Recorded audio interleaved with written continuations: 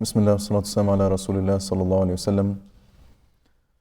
Rabbi shrah li sadri wa yassir li amri wahlul 'uqdatan min lisani yafqahu qawli. Welcome, inshallah, my dear brothers and sisters, to episode 2 of the Halaqa series that we were talking about life after death. Does anyone remember what we talked about last week?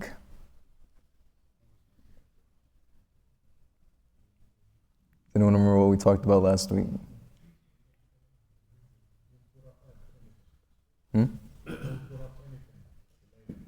I can't hear you. You gotta come closer.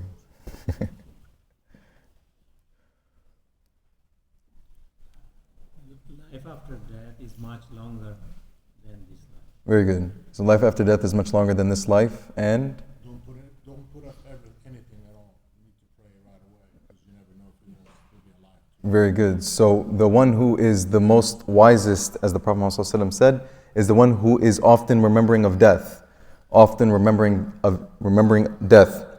Why? So that he rushes and has the energetic attitude in seeking tawbah from Allah, and has the energetic attitude in increasing his worship towards Allah Azza wa Jal. This is the one who is wisest, the one who is not heedless of death, And we said that the one who is more heedless is the one who knows about it, but does not care to prepare for death.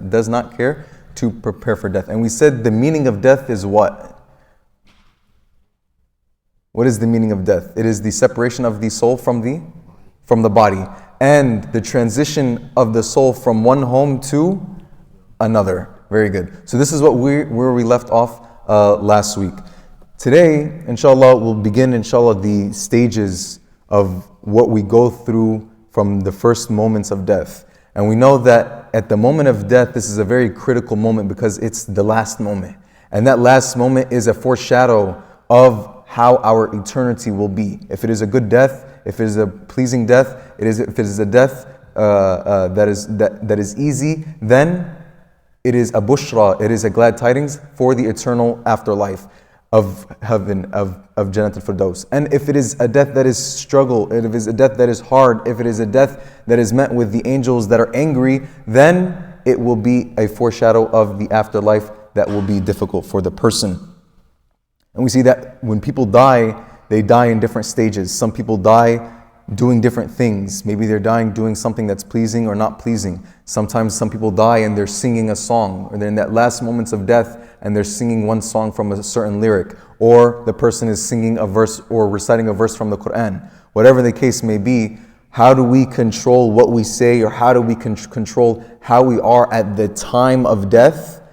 By controlling how we live in this life. And Allah Azza wa Jal, He tells us this, a verse that we say almost every Jum'ah: Ya ayyuhalladhina amanu ittaqullaha haqqa tuqatihi wa la tamutunna illa wa antum muslimun. O you who believe, be God conscious of Allah as is His due. That is, be God conscious throughout your life, and do not die unless you're in the state of Islam. That we have a control over how the state that we die by controlling how we live. If we have taqwa in our life, if we live our life according to Islamic principle and moral, then inshallah we will die in that state. وَلَا تَمُوتُنَّ إِلَّا وَأَنْتُمْ مُسْلِمُونَ. And do not die. We don't control when we die, but Allah Azza wa Jalla is telling us, and don't die. Right? And don't die. That is, by dying in the state of Islam, we die in the state of Islam by practicing taqwa in our lives, by practicing Islam in our life. If we don't, if we're heedless of the prayer, if we're heedless of the commandments of Allah Azza wa Jal, then that death will show our true Islam, our true faith in Allah Azza wa Jal. Is it weak or is it strong? Right? وَلَا تَمُوتُنَّ إِلَّا وَأَنْتُمْ مُسْلِمُونَ. Now these moments of death, these last moments of death, are what's told to us, or what's said in Arabic as named Sakaratul Maut. Sakaratul Maut, the agonies of death. And Allah Azza wa Jal uses this word sakarat in the Quran, where He says, and what we recited in Isha tonight, وَجَاءَتْ سَكْرَةُ الْمَوْتِ بِالْحَقِّ. And the agonies of death have come with the truth. ذَلِكَ مَا كُنْتَ مِنْهُ تَحِيدٌ. That is what you were trying to escape. That was what you were trying to escape from. That when the denier of the afterlife is at the moments of death, the agonies of death will come to that person with the truth, that that person will realize that the hellfire, paradise, God, the devil, shaitan, all of it is real. The angels, everything in the unseen is real. But by then it will be too late for that person. Allah Azza wa Jalla tells us, وَجَاءَتْ سَكْرَةُ الْمَوْتِ بِالْحَقِّ, that the agonies of death have come with the truth. They are true and they come with the truth. And we see that even in the Prophet Muhammad ﷺ's last moments of his life, that he too experienced Sakrat al-Maut. He too experienced the agonies of death. And we're told this from the hadith of Isha radiallahu anha, hadith narrated to us in Bukhari, authentic hadith, in which she describes the final moments of the Prophet Muhammad ﷺ's life. She describes to us the final moments of the Prophet Muhammad ﷺ's life. That as he was approaching death, in front of him was a container or a bucket of water. And that the Prophet Muhammad ﷺ had put his hands into the water and wiped his face. And he said, La ilaha illallah, inna lil mawti sakarat. He said, there is no God but Allah. Indeed, death has agonies. Indeed, death has agonies. That even the best person in this life, he too experienced Sakarat al-Maut. He too experienced the agonies of death. And the certain scholars have commentated on this hadith that was narrated by Aisha radiallahu anha. Of them was Imam al-Tirmidhi, in which he gives us a beautiful dua that we can make to help ease our agonies of death, where he mentions, Allahumma a'inni ala ghumarat al-maut wa sakarat al-maut. Oh Allah, aid me, help me in the overwhelming stages and the agonies of death. Oh Allah, help me, aid me in the overwhelming stages and the agonies of death. English or Arabic, doesn't matter how you say it, but include it in your lifetime. Weave it in your du'as, because when the moment of time comes, it will be the one who prepared for it that will be easy for that person or not. Another scholar who commented on this hadith was Ibn Hajar, one of the Egyptian scholars from Cairo who specialized in hadith, very well known, Ibn Hajar. In which he comments, he says, إن شدة الموت لا تدل على نقص في المرتبة بل هي للمؤمن إما زيادة في حسناته وإما تكفير لسيئاته. He says that the way a person goes out or the way a person leaves this life or the intensity of death does not have anything to do with the level of that person. Does not have to do with the level of that believer, but rather it is either a raising of that person's status or it is a takfir, it is an expiation of his or her sin. So even the Prophet Muhammad ﷺ went through agonies of death, but to see from the two-side perspective, either it's a raise for the person in maqam, in status, or it is an expiation for his sin. And of course, the Prophet Muhammad ﷺ was only raised in status. Right? He he too went through the agonies of death. But for the believer, it will either be a raise in status or an expiation of sin. Now, we see that, as we mentioned, the definition of death is the transition from the soul of one home, from the body, to the transition of another home. And we see why the people are reluctant at the time of death, because they don't want to leave the home that they've built or been in for 60, 70 plus years. Right? We've stayed in our body for such a long time. And now we're going through this transition. And transition, no matter where you are, or no matter where in life you are, transition is always hard. Both in this life and the transition into the afterlife. Right? When we're moving from one home to another home, from one state to another state, from one job to the next job, transition is hard. And that's why in these times of transition, it's good to have good company no matter where you are. To have good company. And when we transition from this life into the next life, the company that we will have is the company of the angels. The company of the angels. And there's one beautiful hadith that we'll mention, and this is a hadith reported by Abu Hurairah radiallahu anh. This was reported in Muslim. This is authentic hadith, in which is narrated to us that when the believer dies, the angels, they come to that person to receive the soul. And if it is a righteous soul, فإذا كان الرجل صالحه قالوا اخرجي أيتها النفس الطيبة. Come out, O good soul, O pure soul. كانت في الجسد الطيب. اخرجي حميدة وأبشري بروح وريحان ورب غير غضبان. They say, O pure soul which was in a good body, come out praiseworthy and rejoice with a spirit and fragrance and a Lord who is not angry with you. And so they keep saying that to the person who is in the sakaratul maut, in the last moments of his death, as the soul is being pulled out of his body. They keep encouraging that soul to come out, come out, come out, until that soul finally comes out, and the angels take that soul up to the heavens. They take that soul and they take it to the heavens, in which they meet other angels.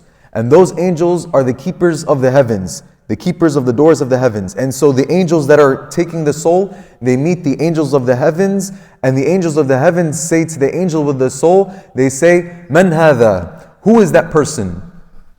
And the angels, they reply, Fulan ibn Fulan. This is the son of so-and-so, son of so-and-so. And they say, Marhaban بالنفس الطيبة كانت في الجسد الطيب. They say, welcome, O pure soul, which was in the good body. Enter praiseworthy and rejoice with a spirit, fragrance, and a Lord who is not angry. And they open the gates, and the gates are open, and the angels that are carrying their soul ascend up to Allah Azza wa Jal. They send up the heavens where Allah Azza wa Jal is, where they are shown their place in paradise. And then we look at the vice versa, the evil soul, the corrupt soul. And the angels, when they're taking out the soul of the evil spirit or the evil person, they say, O corrupt soul, which is in the corrupt body, come out blameworthy and rejoice with boiling water and intense heat, along with the evil ones of your kind. And they keep saying this to the soul until the soul is finally plucked out of the body, with force, not with smoothness. And when they take it up to the angels that are that are holding the gates of the heavens, or that are guarding the gates of the heavens, the angels of the heavens, they say to the angels that are carrying that corrupt soul, they say, Man hadha? Who is that person? And they say, Fulan ibn Fulan. It is so-and-so, the son of so-and-so. And they reply, No welcome for the corrupt soul which is in the corrupt body. Return blameworthy. And so the angels, instead of ascending up, they take the soul back down.